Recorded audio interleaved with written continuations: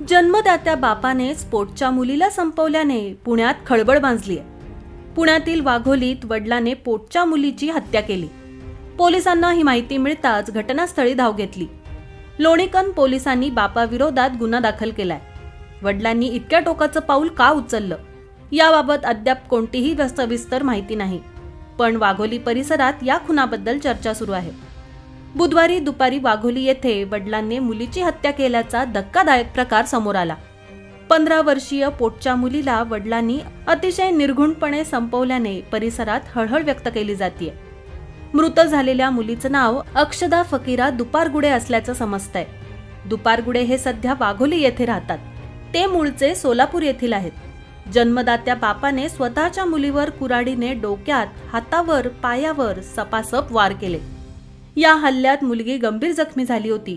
तिला उपचारासाठी ससून येथे नेले जात होते, पण तिचा मृत्यू झाला, अशी माहिती लोणीकन पोलिसांनी दिली आहे। वडिलांने पोटच्या मुलीला का संपवलं याबाबतचं कारण अस्पष्ट आहे।